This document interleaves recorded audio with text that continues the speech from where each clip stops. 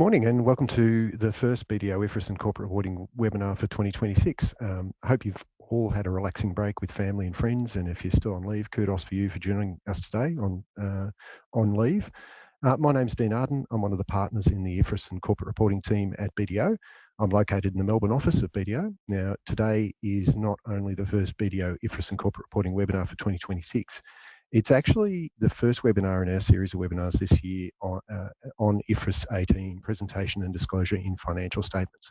However, before we dive into IFRS 18, let's cover off some housekeeping matters.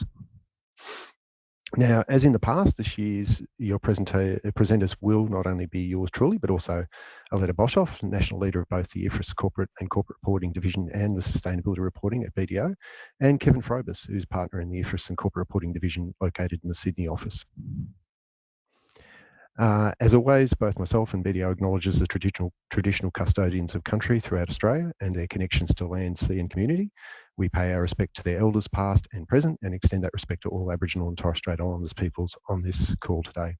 Now, I'm presenting this webinar from Melbourne, or Naarm, the traditional lands of the Wurundjeri and the Bunurong people, who are part of the broader Kulin Nation. And for completeness, the picture on this slide was taken from Mount Buffalo in northeast Victoria, and that's the traditional lands of the Taungurung people. Now, I mentioned previously that this is the first webinar in our series of webinars this year looking at IFRS 18. Now, if you haven't already signed up for all of the webinars this year, the contents of this slide might surprise you. Apart from our traditional 30th of June and 31st of December financial and sustainability reporting updates, we've dedicated the remainder of the webinars this year to IFRS 18. Now, you might think that's excessive, but having spent the last 12 months plus looking at IFRS 18, we've made the decision about halfway through last year we couldn't do IFRS 18 justice in 1 or 2 webinars. And in fact, I'm a bit concerned that maybe 10 one-hour webinars might be enough to get us through a rudimentary understanding of the new standard. But myself, along with Aletta and Kevin, have committed to each other that we'll give it our best shot. Also mentioned to you the sustainability webinars for this year. So with regards to sustainability, notwithstanding Group 1 entities, with 31st of December annual reporting dates would currently be up to their, I suppose, metaphorical necks in sustainability reporting as I speak. Group 2 entities must first prepare their first sustainability reports for financial years beginning on or after 1st of July 2026. So if you're a Group 2 entity, now's the ideal time to join up the sustainability webinar series.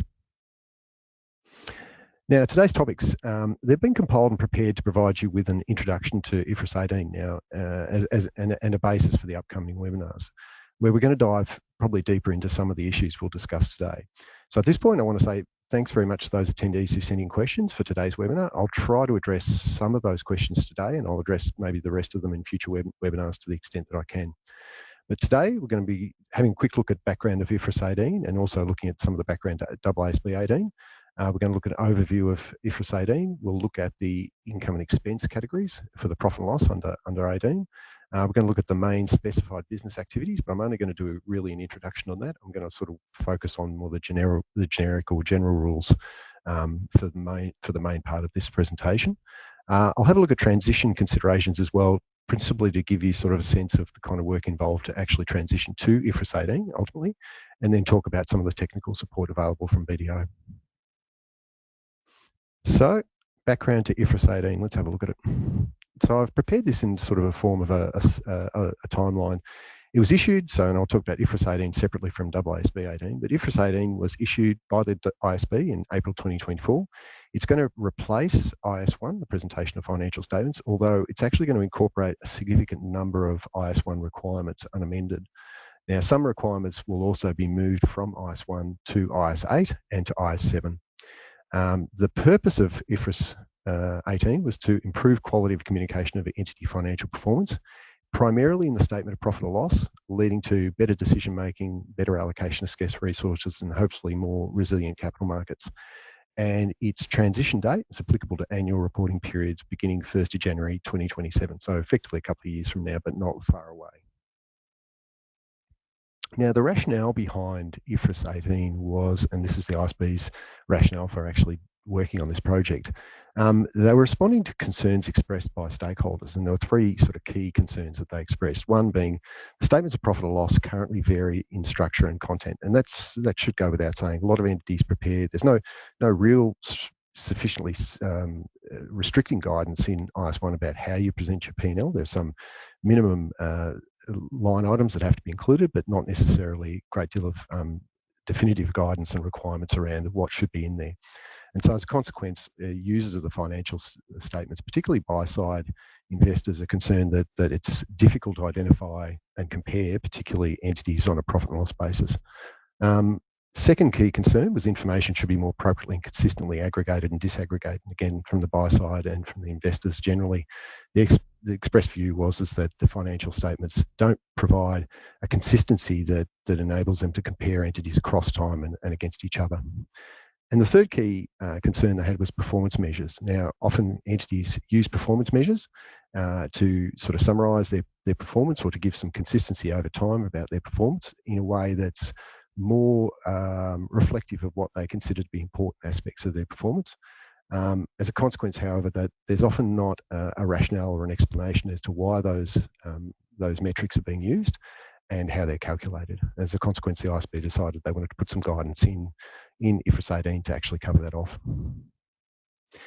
Now I'm going to look quickly just at AASB 18. Now, obviously, the AASB is compelled to to adopt international accounting standards because it has a legislative mandate to do so, but it has a slightly different take on application across entities within Australia.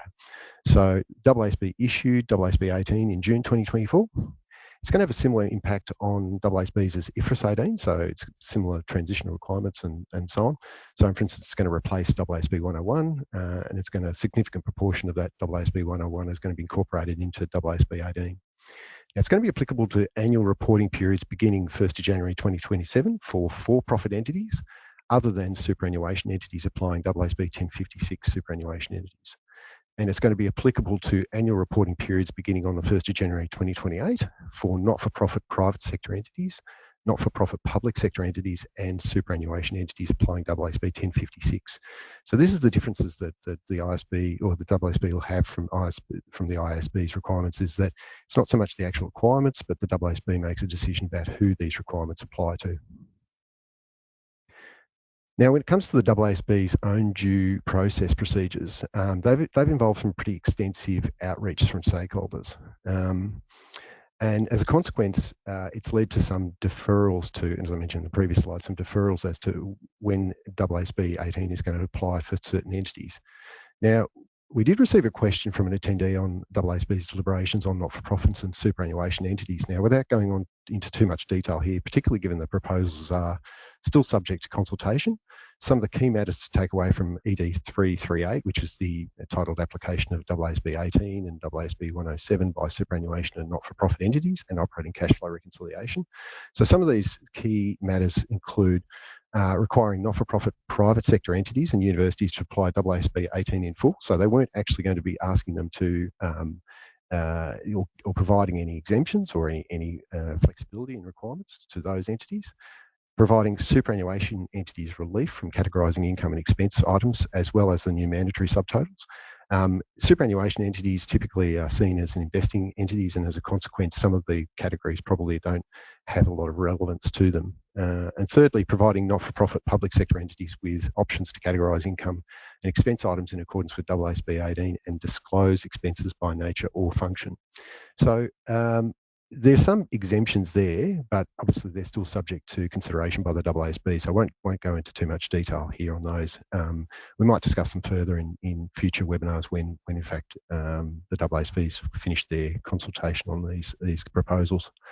The other thing I wanted to mention here, and this was another query from a webinar attendee, is the implications of IFRS 18 for simplified disclosures. Now, AASB has issued ITC 56 titled Post-Implementation Review of Tier 2 and Removal of Special Purpose Financial Statements for certain for-profit private sector entities and further update of Tier 2. Now, they issued that in September 2025. ITC 56 seeks stakeholder feedback on whether to amend AASB 1060 to align the Tier 2 requirements with AASB 18's requirements, basically ahead of the IASB's next edition of the IFRS for SMEs. In particular, the AASB sought feedback on whether AASB 1060 should be amended to incorporate the classification and presentation requirements in AASB 18, and if so, how and to what extent, and include all, some or none of the new disclosure requirements introduced by AASB 18. Feedback on IT 56 is actually due by 22nd of January, and as a consequence, we might cover that further in future webinars on the matter. So we'll have a look at an overview of IFRS 18. A couple of points before we start and get into the detail of IFRS 18. Like in recent memory, the IASB has issued a number of standards that fundamentally changed accounting practices, including IFRS 9, IFRS 15, IFRS 16, and IFRS 17. Now, IFRS 18 doesn't have any measurement implications necessarily for entities, not unlike those aforementioned standards, but we think it'll be still at least as impactful as these standards, if not more, and particularly given that everyone has a P&L statement. So as a consequence, you'd expect that notwithstanding, not everyone might have customers' contracts, everyone has a P&L statement. So as a consequence, we do believe this will be very impactful for that reason. And consistent with this, we decided to dedicate 10 of our 12 client webinars this year to IFRS 18, principally because it's anticipated an impact on entities, how they present their financial statements will be significant, but also for the complexity of the standard. So if you haven't read the standard yet, the wording is quite complex when it comes to the classification within classes or categories of expense and income items.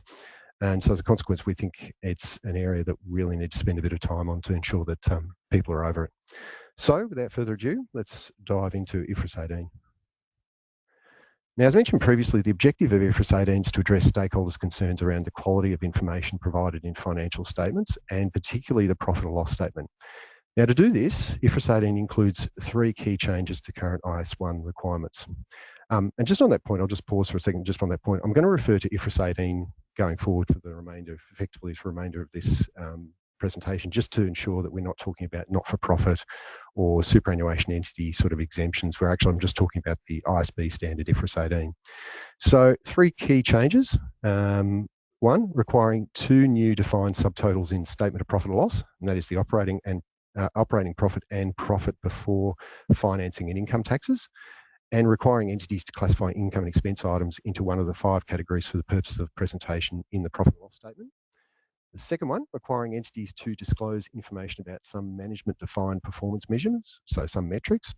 So it's not actually about what those metrics are. It's about actually how they are disclosed. And thirdly, requiring entities to follow new principles when aggregating and disaggregating information in the financial statements. So for the rest of the webinar, we're going to look at principally the first 2 group of those main changes, the 2 new defined subtotals and the 5 income and expense categories.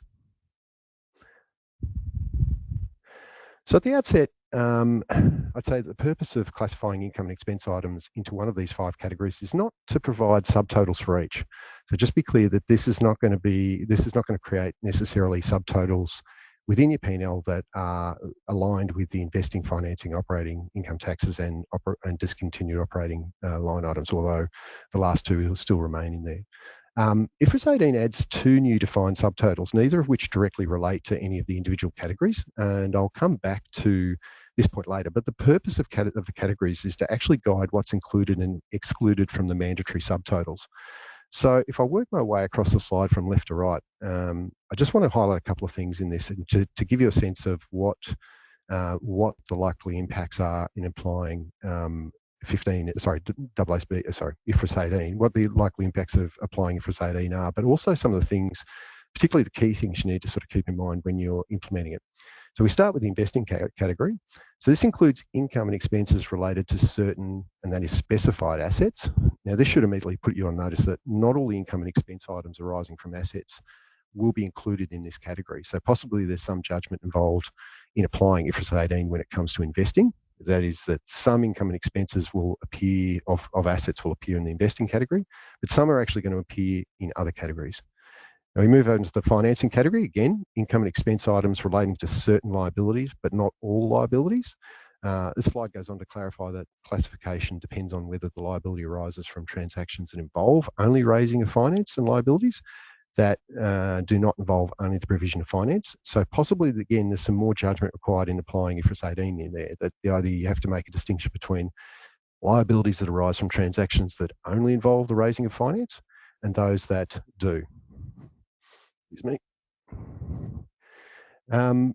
Third category there, operating category, effectively defined as a residual category. And I actually like this approach for it too, because what it's actually saying is that and we find this issue a lot when we work from accounting standards, when we start from the idea of trying to identify an entity's, primary operating activities.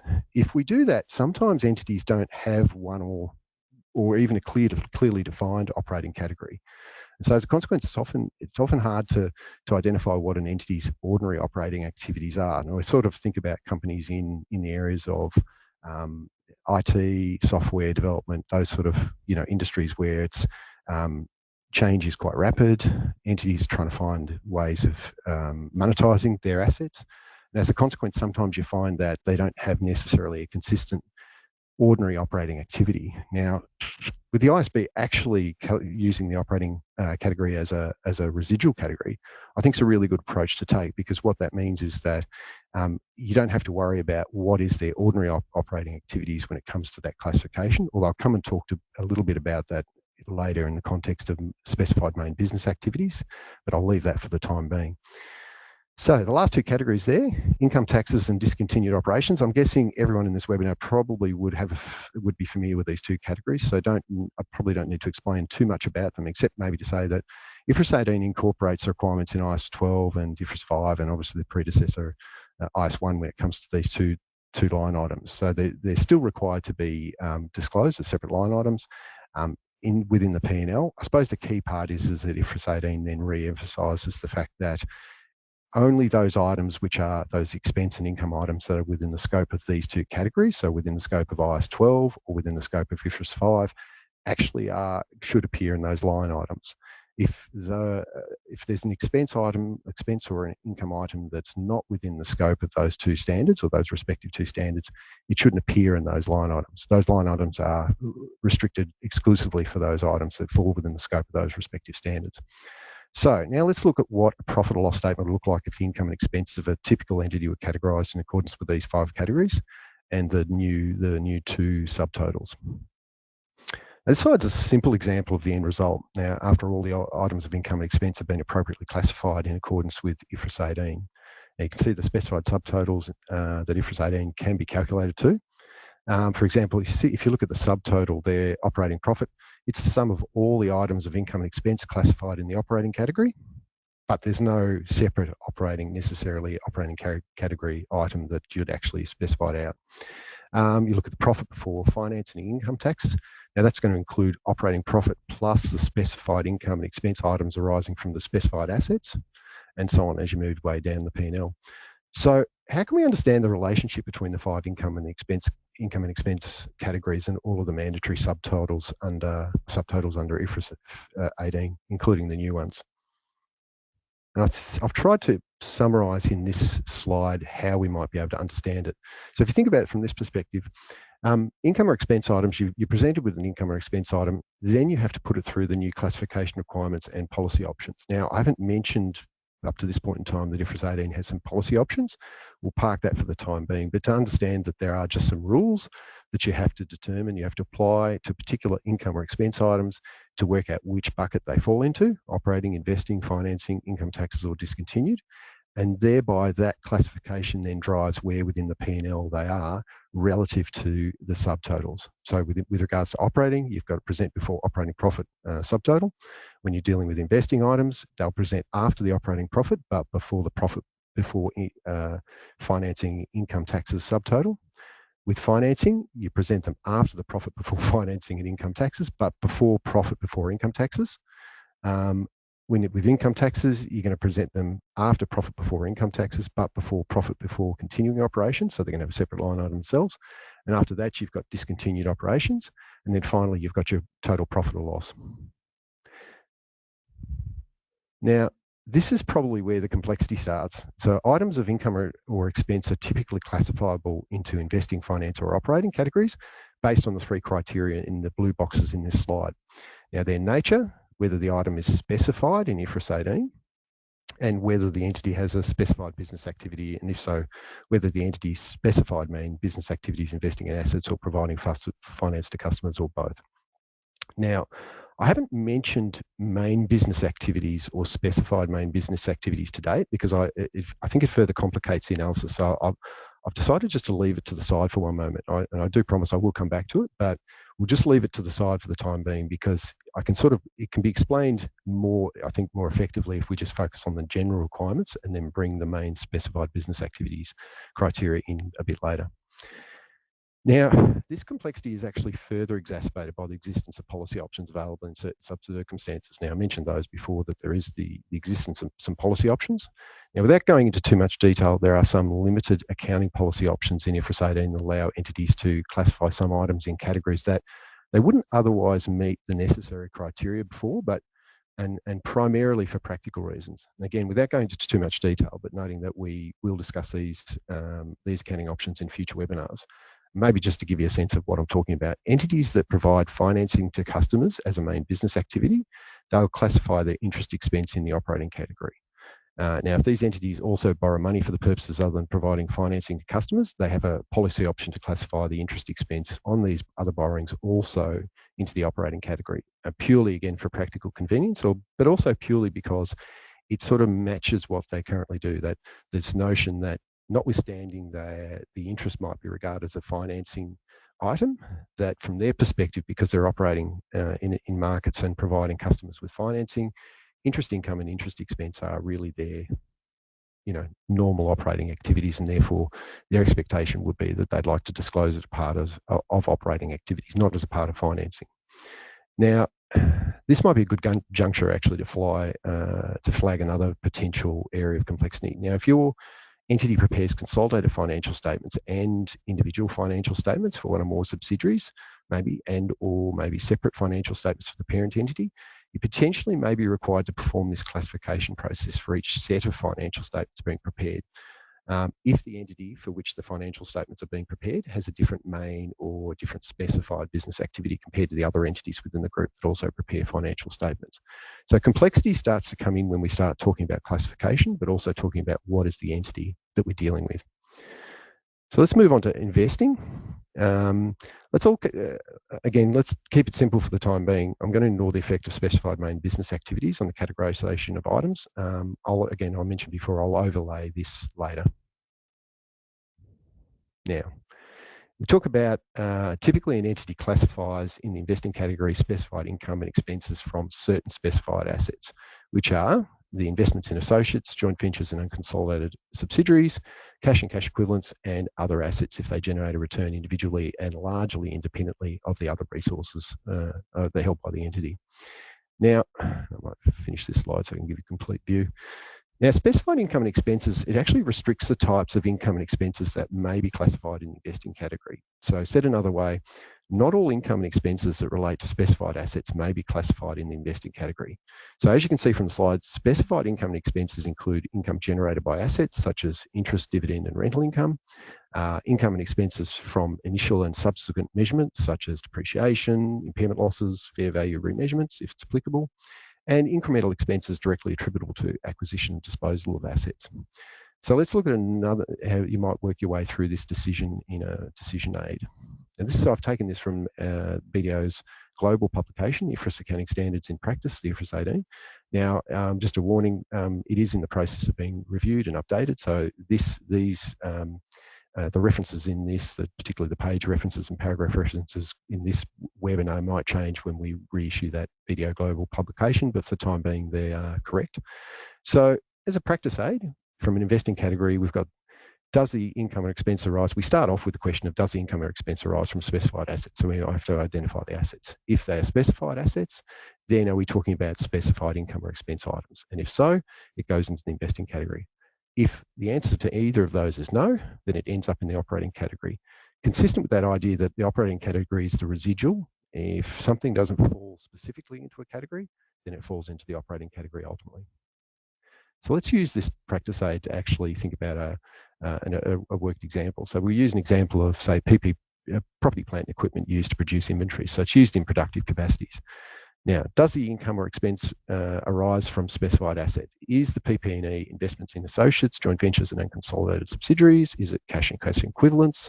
or is it other assets if they generate return individually and largely independent of the other entity's resources?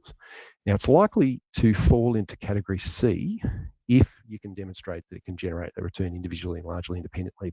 We are talking about PPE that's producing inventory, so there's probably going to be other assets involved in producing inventory, like supplies and other inventory items.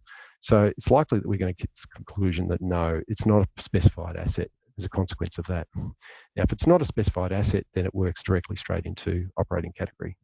So those income and expense items are not going to be appearing as part of the investing, they're going to appear as a part of operating activities. Let's use another example. So use the practice aid again to look at an investment property, and let's assume it's measured under the cost model. So does the income or expense item arise from a specified asset? So is the investment property a specified asset? If we again go down to category C, other assets, if they generate return individually and largely independent of the entity's other resources, typically investment property will do that, is it's generally typically will generate returns individually and largely independent of the entity's other resources. So we get to the answer of yes, it is a specified asset. Now, is the income or expense specified in IFRS 18, paragraph 54? So we're talking about what is going to be appearing in the investment category. So income generated by the asset, so it might be rentals, income and expenses that arise from the initial and subsequent measurement of the asset, including derecognition of the asset. So in that case, it'll be the depreciation because it's measured on the cost model, and the incremental expenses directly attributable to the acquisition and disposal of the assets, if there are any. And therefore, they are going to appear in the investing category. If we now move to financing category, and this one's equally challenging in some respects and possibly a little bit more for a lot of entities. And I suppose this is just a step, take a step back for a second. Whenever an accounting standard distinguishes between items, the purpose of this is typically to facilitate different accounting requirements to be applied to the different categories of items. And so when it comes to financing, this is actually no exception. So when we look at financing, we have to make a distinction between liabilities that arise from transactions that involve only the raising of finance and other liabilities, so those that are not just the raising of financing. So in the slide there in the top left-hand corner, you can see I've provided sort of the criteria, the key criteria that you need to identify when you're dealing with liabilities or trying to identify liabilities that arise from transactions that involve only the raising of financing. So two features: the entity receives finance in the form of cash or an extinguishment of a financial liability, or receipt of the entity's own equity instruments. Sounds a bit odd, but imagine a situation where someone owns your own equity instruments, but they actually give them back to you in exchange for you giving them back at a later point in time. So it's very much aligned with the definition of a financial instrument. So if it has that feature and at a later date will return in exchange for cash or its own equity instruments, then that's typically seen as a liability arising from a transaction that involves only the raising of financing. Now, that's important because then it distinguishes itself from other liabilities classified as not just for raising of financing, but the standard also goes on to make some exceptions. So it actually, again, carves out some specific items that it says, well, specific accounting is going to apply to them. And we'll have a look at those now. So in terms of financing category, the kinds of features, and I've listed there, this is taken again from our BDO publication, global publication. If you look down the left-hand column there, you can see that liabilities, some examples of liabilities that arise from transactions that involve only the raising of financing. So a debt instrument will be settled in cash, such as debentures, loans, notes, bonds, mortgages. The entity receives cash and they're going to return cash in the future. A liability under a supplier finance arrangement when the payable for good or service is derecognised. So the entity is discharged of the financial liability for the goods or services and will actually return cash in exchange. A bond will be settled through delivery of an entity's own shares, so it doesn't necessarily have to involve cash, but it does have to involve the issuing of shares or cash to gain classification as a transaction that involves only the raising of financing, or an obligation for an entity to purchase its own equity instruments. So an entity receives its own equity instruments and will return cash in exchange. So buying its own equity instruments back. Now, the standard also specifies some income and expenses that are then classified based on that classification of the liability. So specified income and expenses arising from that liability classified to the financing category. And these are interest expenses, fair value gains and losses if it's measured on a fair value basis, dividends on shares classified as liabilities, and income and expenses from modification and derecognition of liability. I suppose the point to take away from that is that if you may have a liability or an instrument that falls within that category of from a transaction that involves only the raising of financing, but only therefore those specified income and expenses will be classified in financial category. Other income and expenses arising from those specified liabilities will be recognised somewhere else, typically in the operating category. So let's look at a few liabilities that arise from transactions that don't involve only the raising of financing. So down the left-hand side of again, the table's taken from our BDO publication. If you look down the left-hand side of the table, you can see there, payable for goods or services that will be settled in cash. So clearly the liability is not just financing.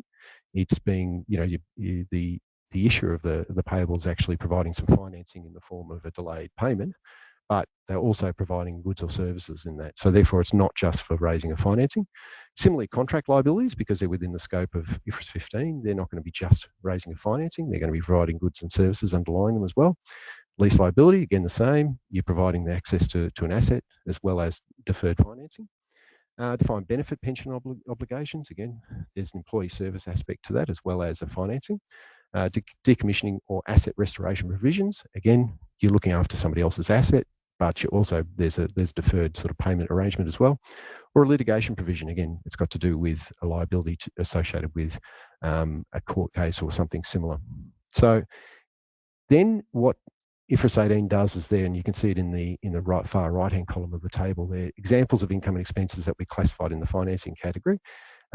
And it specifies, and if the IFRS does specify that there's an interest expense that arises from those things, then that's a specified interest expense that's going to appear in the financing category. So, for example, payable for goods and services that will be settled in cash. If there's any interest expense recognised in respect to that payable arising from the purchase of goods or services, that's actually going to be treated as interest expense and categorised in the financing category. Similarly, probably a better example is lease liabilities. Often we see entities, interest expense on things like payables and contract liabilities are often not material, so not recognised. But so with lease liabilities, often there's an interest expense. And that's a good example of one to say, well, actually, the standard requires them to recognise it. And what IFRS 18 says is if the applicable standard requires that interest expense to be recognised in respect to that liability, then it has to be recognised that that interest expense has to be classified as financial, as a part of the financing category. And the same with defined benefit obligations and so on. So I provided here a bit of a summary, but I suppose the key thing is to, if I just take a minute to go through it, and it'll actually sort of make more sense. So if we took a look at the top left-hand box there, liabilities that arise from transactions involve only the raising of financing. So example, bank loans, bonds, payables, and obligations to repurchase equity instruments. Income and expenses arising from them, such as interest income, expenses, incremental expenses of issuing and extinguishing the liabilities, gains and losses on derecognition, they are going to appear in financing category. Alternatively, liabilities that arise from transactions that do not involve only the raising of financing of finance, and those examples include the ones we've just seen, payables for goods and services, lease liabilities, contract liabilities.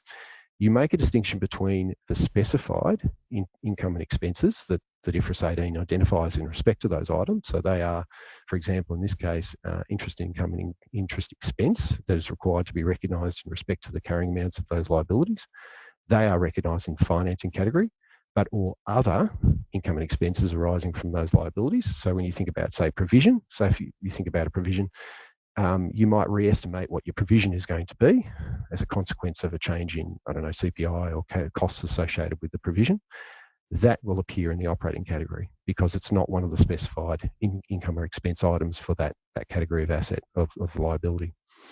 Now, if we move down to the exceptions, now we don't go into a great deal of detail, but if it follows a similar sort of principle. So, for example, insurance finance income and expenses from issued investment contracts with participation features typically are going to appear in the operating category. And that's because the entity that's running, that has those liabilities may in fact be an insurer, and therefore those expenses and income items are probably a part of their operating activities and therefore more appropriately classified as a part of the operating category. Whereas when you start to talk about hybrid contracts that contain host liability, say foreign exchange differences and maybe gains and losses on derivatives, they have specific requirements applicable to them. So you'd have to refer to the actual specific requirements in IFRS 18 to actually determine how they should be classified. Now, let's press on to the operating activity.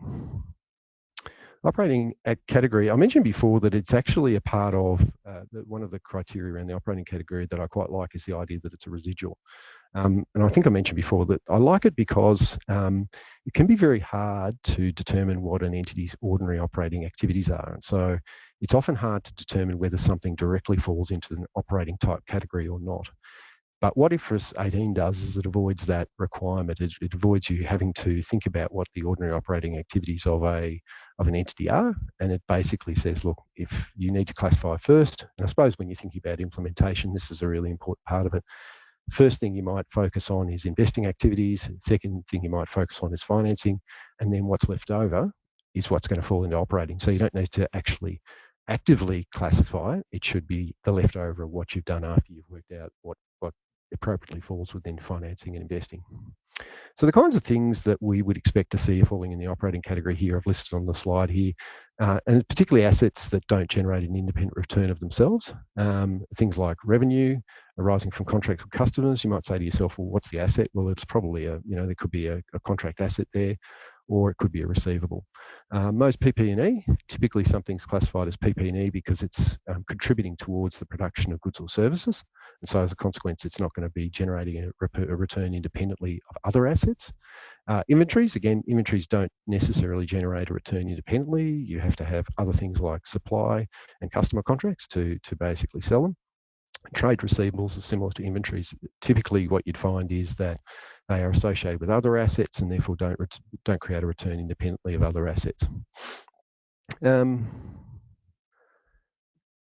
I've taken this is just a listing basically from our video publication, but it sort of gives you a sense of the kinds of things that you'd expect to appear in an operating category under IFRS 18. A lot of these things are not surprising or shouldn't take you by surprise when you sort of look at them. So things like revenue from sale of goods and services, revenue from contracts with customers, insurance revenue if you're an insurer or issuing insurance contracts, depreciation, impairment and gains and losses on disposal of property, plant, and equipment, other expenses arising from, say, inventories, cost of sales, similar items like that. With regards to expenses related to the consumption of goods and services, which are liabilities recognised, so obviously executory contracts where you buy services in advance, remeasurement of cash-settled share-based payment liabilities, contract modifications, gains and losses. A lot of these categories of things probably are less surprising, I suppose, once you've sort of considered what falls within financing investing, that you'd expect that these things probably would fall outside of both of those categories and therefore within the operating activities classification. Other items, and I mentioned before that these are probably more complicated ones, but these are the ones that have the specific requirements applicable to them in the form of so investment contracts with participation features recognised applying IFRS 9. Typically they'd be things like banks or credit unions issuing those type of instruments. Wouldn't be normally entities that are manufacturers or retailers would necessarily sell them. Insurance finance income and expenses included in the statement of profit or loss applying IFRS 17, again applicable under the standard IFRS 17 for insurance contracts. So whether you're an insurer or issuing insurance contracts as a business activity, and income and expenses related to business combinations such as bargain purchase gains, income and expenses related to remeasurement of contingent consideration. So that might be applicable to some entities outside of those finance and investing sort of categories. Now, I'll have to talk a little bit briefly about the categorisation of other income and expense items. Now, we've got a few here that are and can be, look, the ISB have tried to make the requirements around these as possibly as simple as they can, but they do start to get a little bit complicated depending on the nature of your arrangements and where they fall. So I'll start with the classification of foreign exchange gains and losses. Typically, we see entities now present them in one line item. Usually a lot of your accounting software packages now often, particularly when they translate financial statements across into your presentation currency if they're in another currency.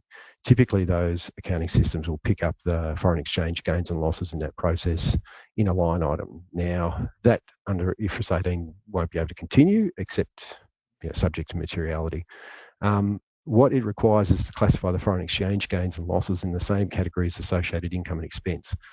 So foreign exchange on trade receivables would appear in the operating category because trade receivables, income and expenses appear in the operating category.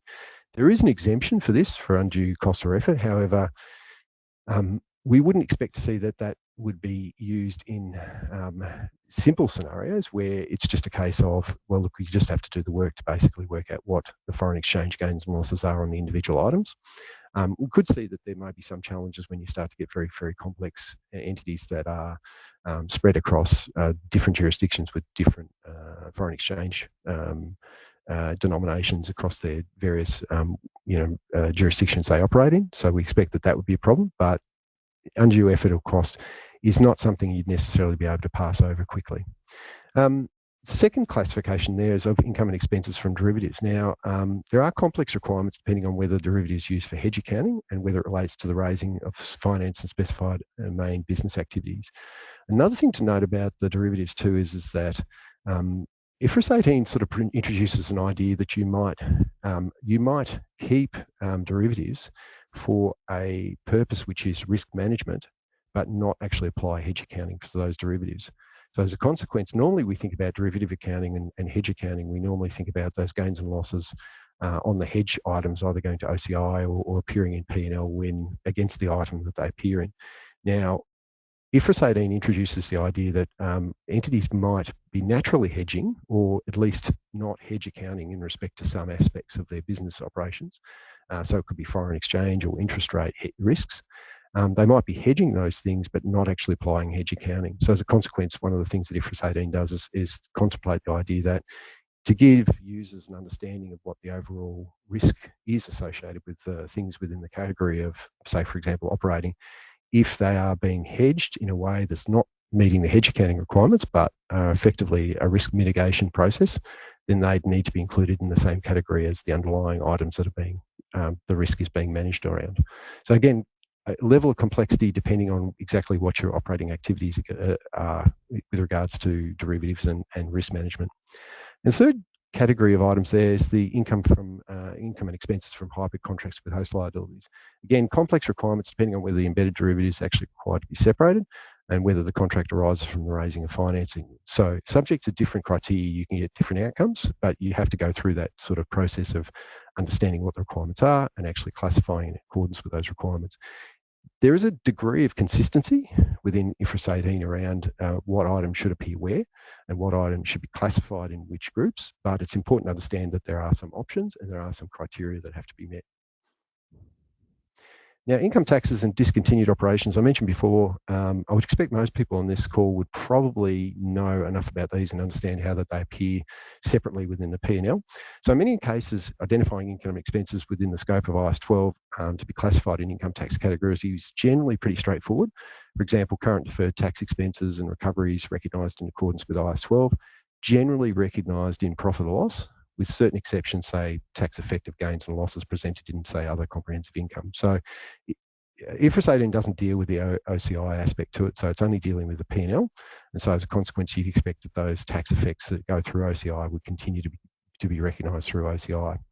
Now, in our view, the income taxes category also includes write-down and any recovery of deferred tax assets recognised in profit or loss, applying the recoverability requirements of IAS 12. Now, this will also include the effect of uncertain tax treatments reflected in profit or loss within the scope of IFRIC 23, because basically IFRIC 23 interprets how to measure items that are within the scope of IAS 12. However, in some cases, determining whether income and expenses are within the scope of IAS 12 will be actually more challenging. An example of that one was dealt with by the IFRIC in, I think, 2017, where it's sort of trying to understand whether or not interest and penalties on income taxes not paid are within the scope of IAS 12 or within the scope of, say, IAS 37. Now, beyond the scope of this webinar, whether I'll get into that sort of detail, but it's something to note that generally the scope for IAS 12 is usually pretty clear, but there are some uncertainties around certain items. Now, discontinued operations, same idea. IFRS 5 basically says you present a single line item in the statement of profit or loss for discontinued operations. IFRS 18 doesn't preclude that. Obviously, IFRS 18 basically accepts that and incorporates it into its requirements. Now, with regards to what's in that line item, IFRS 5, paragraph 33A does make it clear it's a post-tax profit or loss of the discontinued operations and the post-tax gain or loss recognised in the measurement of the fair value less cost to sell or on disposal of the assets of the disposal groups constituting the discontinued operation. So it's a one-line item that includes the profit or loss of various parts of those discontinued items or disposal groups. Now, I said I was going to come to it. So entities with specified main business activities. I did promise I wasn't going to miss it, and I will talk to it. But keep in mind, I'm only really providing here an introduction, which will help you to understand how it fits in, not necessarily how to apply it, which I think we'll look at in a separate webinar sort of later in the year. There are two categories that the IASB have identified that are being given effectively some exemptions or some options under IFRS 18 when it comes to the classification of certain items. And those two groups are entities that invest in particular types of assets, so that their activity is investing in assets for their customers, or entities that provide finance to customers. So if I look at just the investing in assets category first, you kind of entities that you're looking at there are things like real estate companies that own portfolios of properties for capital appreciation or lease income, investment entities, some banks, depending on what their activities are and how significant they are to their operation. Certainly insurers, because that's one of the things they'll do is with premiums, they invest them to ensure that they've got money to pay as and when claims come in, and investment companies generally. So those type of entities are a particular type of entity under IFRS 18. If you fall within that category, different rules are available to you.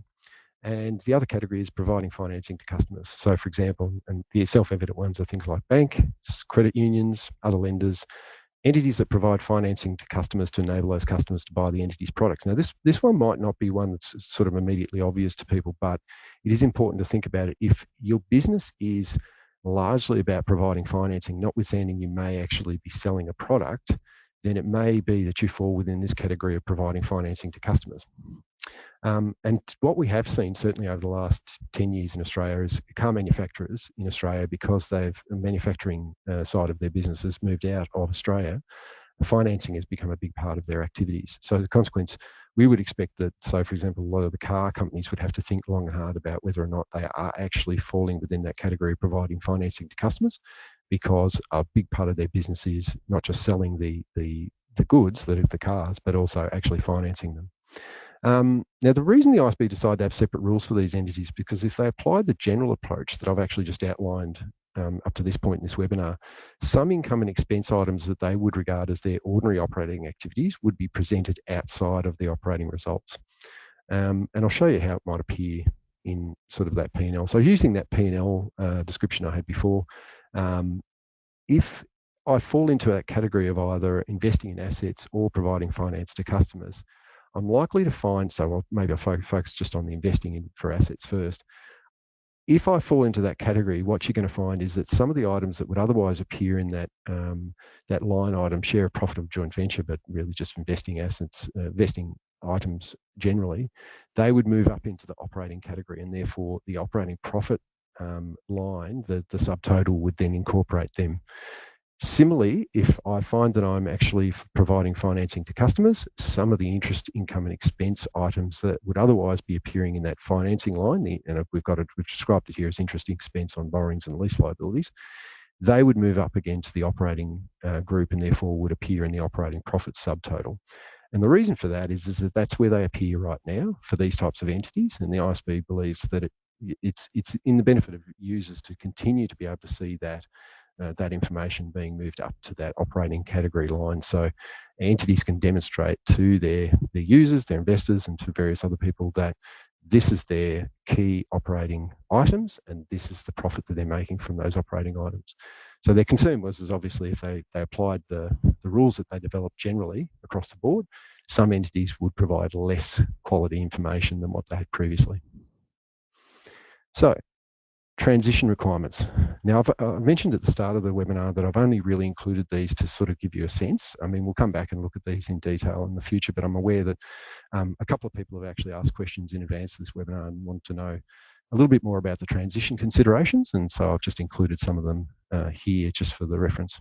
Now, I mentioned before, transition of annual financial statements, 31st December year end, first time application for annual period ending 31st December 2027. For the year end, the first time application being 30th of June, the first time application will be for the annual period ending 30th of June 2028. Now, the standard does permit earlier application. The one question that was been asked is many people actually early applied. I'm aware of a handful of entities that have early adopted IFRS 18. I'm not aware, and that's just within Australia and overseas. I think there's about a handful that I'm aware of. So there's not many out there that actually have adopted IFRS 18. and that might go towards answering a few of the other questions that were sent to us earlier before this webinar. And I'll come back to those questions in a sec. But earlier application is permitted. We don't see a lot of it, and it's probably got to do with the work involved in transitioning and the risks associated with adopting a standard early, particularly as the requirements are sort of practically understood as people sort of work through the requirements. Now, there's retrospective first-time application, which obviously makes it much more complicated and therefore, necessitates an earlier period, certainly earlier work than just simply the transition year. That transition process needs to be in place before the transition year to be able to produce retrospective and then updated comparative numbers. Now, transition disclosures in the first annual financial statements prepared under IFRS 18, there is relief from disclosures required by the IAS 8, paragraph 28F, which is that item you have to you have to disclose for each line item affected what the impact was. The application of IFRS 18 specific transition disclosures actually apply to entities, and they comprise reconciliation between the restated amounts presented under IFRS 18 and the amounts previously presented under IAS 1. So it doesn't, there is relief from the line by line, but there isn't a relief from reconciliations generally. Now, when it comes to transition implications, the implications for interim financial reports, these are not condensed financial statements. So IAS 3428 requirement to apply the same accounting policies is applied in its annual financial statements, except for accounting policy changes to be reflected in the next annual financial statements. So in your interims, you're going to have to basically restate consistent with IFRS 18 in the years in which those interim periods that fall within the first annual period that IFRS 18 is applicable, you'll need to restate those interim. And there's an application of IFRS 18 specific transition reconciliation disclosures for interim financials. Now, when it comes to condensed, they're going to look very, very similar to a non-condensed interim financial statements in the sense that IFRS 18 actually modifies one of the requirements in IAS 34, which gave entities preparing condensed interim financial reports a bit of an out when it came to having to prospectively apply the new requirements in the interim condensed financial statements that are prepared for the first year application of the IFRS 18. Now, I mentioned before, we received today a couple of questions around transition. I haven't possibly covered enough in this webinar to give a proper sense of the likely work involved in transitioning to IFRS 18, but I'll give you my preliminary thoughts based on what I've seen today. So, and these are questions in no particular order as follows. So one question we received: what should finance teams prioritise during the transition period before 2027? Based on what we've discussed to date, and that's only what I'm really talking to at this point, priorities would include, number one, start as early as possible. Don't delay. Number two, in the first instance, properly analyse and document. And what I mean there is that you prepare accounting position papers that will be, and these will be critical to adopting IFRS 18 and particularly getting your auditors over the line as to how you've done it. These accounting position papers have to address the threshold questions. And the kind of threshold questions I'm thinking are including what entities in my group will be required to prepare financial statements under IFRS 18. And if more than one of them has to, if I've got to do more than just simply consolidated financial statements, what are the individual preparers' entities' main business activities, and are any of them specified? And from that work, you would hope logically you would work then through your changes to IFRS 18. Another question we received: are certain industries affected more by IFRS 18? Yes, you'd say arguably those specified main business activities entities, those that invest in assets or provide financing to customers. You would expect that they're going to be impacted probably more by IFRS 18, but principally because they've got more judgments around that they have to make around classification of their activities, and then the accounting policy options that are actually available to them. Whether they're going to adopt them, whether they're going to let them go and actually just apply the generic requirements. Another question: what are the risks and benefits of early adoption? Generally, going early means you won't have the benefit of thinking and practices as they develop moving closer to mandatory transition date. And one thing I would say is that there is some discussions around exactly how certain parts of the standard should be interpreted and how they should be applied. And there are some, and in those discussions, we're starting to hear, views about alternative views about how things should be done. So as a consequence, there are some potential small but certainly significant gaps in some parts of the standard, which might lead entities to have to adopt an interpretation when it comes to dealing with that particular requirements. I know the IFRIC is currently deliberating on a couple of issues around IFRS 18 and whether or not to apply it. One particular issue split the IFRIC right down the middle, so that not helpful in the context of determining what an appropriate accounting policy should be in context of that particular issue, but it does indicate that there are some issues out there in terms of applying IFRS 18 where the thinking hasn't been completely resolved, that people are still sort of debating and still thinking about how it should be done. Last but not least, what's the best time for an organisation with limited capacity to prepare for this change? I would just say earlier the better.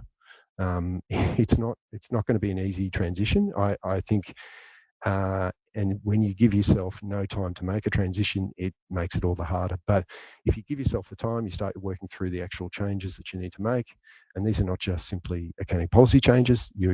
I'm fully expecting the NG is going to have to think about systems changes as well and processes that they're going to have to deal with to ensure that they can capture this additional information that they're required to then present separately on their financial or group it separately than what they have in the past. So example that I gave before, the idea around foreign exchange gains and losses. If your system had previously bunched that up into one line item, you'd need to consider whether or not under IFRS 18 you do have to split it out. And if you do have to split it out, where does it have to go? And therefore, how are you going to be able to then capture the different amounts that's going to be related to different components that are across different parts of the financial statements? I mean, ultimately, adopting IFRS 18 is not going to change your ultimate profit or loss, but it is going to change the different components within your profit or loss and how they're presented. To that end of the implementation consideration, I don't think the work involved in transitioning IFRS 18 should be underestimated simply because IFRS 18 doesn't have any measurement requirements. I think hopefully today I've given you enough food for thought around what the potential implications are for the standard and for entities. Notwithstanding there's no new measurement requirements, the complexity involved in reclassifying and capturing information for that purpose of that reclassification. And for anyone who's actually read the standard to date, if you had a look at the standard, some of it looks very, very similar. So some of the material that has been brought across from IS1 to IFRS 18, it's almost identical. So you don't expect to be any change of policy under that. But some of the material, some of the guidance in relation to classification of items is very different and complex, and it takes a couple of reads even to just sort of understand where it's heading. So it's important to understand that when you've got that complexity of interpretation, that it's going to take time to identify what's your policy under those requirements, and therefore what do you need to do in terms of your adjusting your systems and processes to be able to capture that. Just as an additional shout out, and I don't want to trigger anybody by saying this, but if you've recently gone through a chart of accounts update or amendment, or you're going through or have gone through an implementation of an ERP or a new ERP, you would need to make sure that that now is compliant with IFRS 18. If it's not, you should expect that you're going to have to do a little bit more work around compliance with IFRS 18 because, like I said, these requirements are quite specific. They are quite exacting, and as a consequence, you'd expect that your auditors would be looking to say, well, I can see that the face of your P&L looks like it should, but are the numbers actually in the right spots? That's going to be the bit that's going to be the challenge, I think, for people, is to work out first where those numbers should be, and then working out whether or not they have some scope to move them around if they're available, if there's some policy options available for them under IFRS 18 to do that, but then also ensuring that those numbers are particularly when it's, if in the past you've grouped numbers together that may or may not be required or permitted to be grouped together now under IFRS 18, you've been able to adequately split them out and then allocate them. Now, this slide just gives a quick summary of kind of system processes you'd need to sort of change to actually get sort of move towards implementation of a successful implementation, that is, of IFRS 18. Making sure you're classifying all items of income and expense into the 5 categories, including assessing the effect of the more complex areas of the process. I've really only touched on that today. I've discussed the 5 main categories. I've discussed the fact that there are some items that would seemingly be appeared maybe be able to be allocated into things like investing or financing, but in fact the standard is very clear in the sense it says we're only talking about specified assets and specified income and expense items, in respect to both investing and financing. And so any of those expense or income items that are not specified in the standard or not related to a specified item have to go into ordinary. And so being able to split all those out, hopefully that gives you a sense, though, that the first place you might be starting is around the question of financing and investing, but also acknowledging that main business, specified main business activity question is going to impact that allocation as well. Secondly, assessing the impact of the new requirements in IFRS 18 applicable to the presentation of foreign exchange differences. That's one that an interest might also be another one, but that one particularly we see as a challenge, because often what financial accounting systems do at the moment is that they allocate them to a single line item and don't disaggregate them out to various other items. Determining the appropriate level of aggregation and disaggregation of the primary financial statements. We'll come back to that in a future webinar, as we will make accounting policy choices permitted by IFRS 18. And the effect of other requirements. Again, we'll come back to those, I think, in a more detailed in a future webinar. So that just leads us to technical assistance. I've made reference to BDO Global's IFRS 18 publication, which I've provided a link there and a picture of it there. As I mentioned before, it's actually going to be changing soon. We're going to be reissuing it, updated version, so be aware of that. I'll certainly probably be referring to it in future webinars on this topic. We've also got a number of articles, and I haven't actually included all of them here. There's quite a list of articles that we've published to date on IFRS 18, the potential implications of it.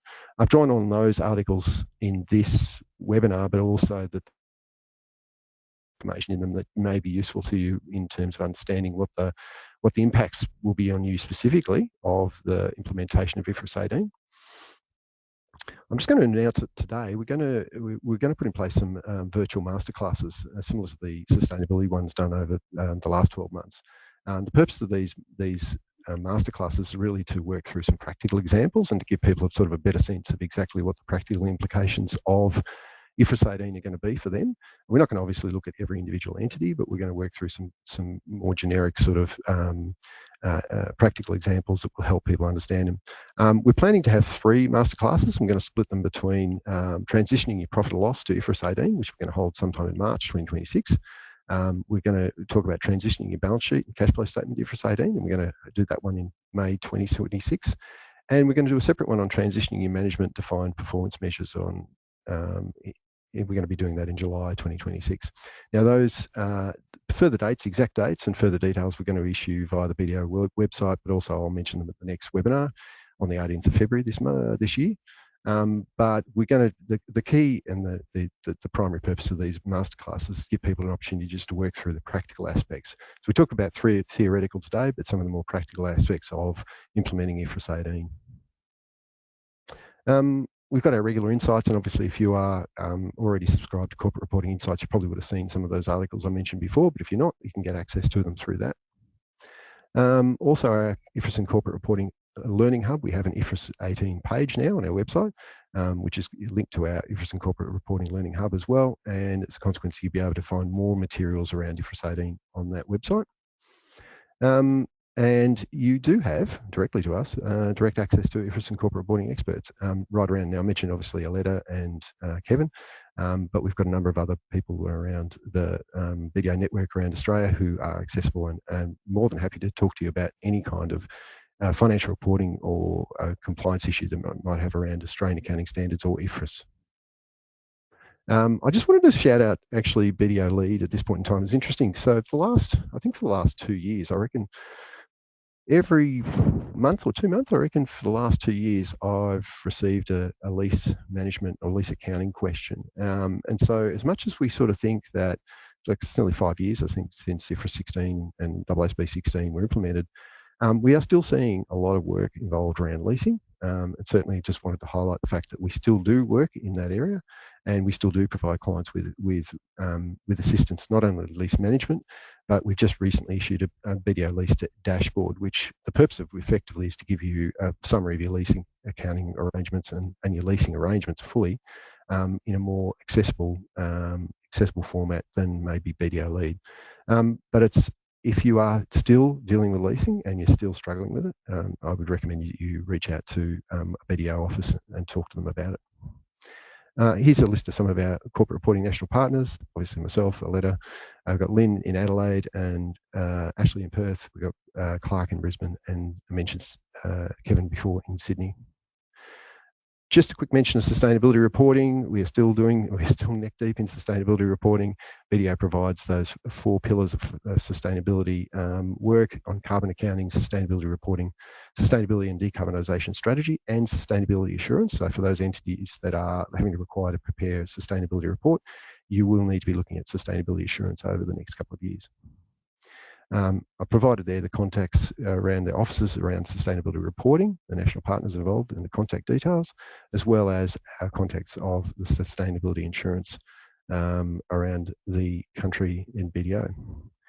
That brings us to the end of the webinar. I hope that that's been a useful introduction to you. Like I said, it's not going to be, I can't do the standard, I don't think I can do it justice in one webinar, so I haven't tried to do it. But what I've tried to do today is give you sort of an introduction about how the standard hangs together, the kinds of things that it really focuses on, and the kinds of things that might be some of issue to you, going forward as part of the implementation.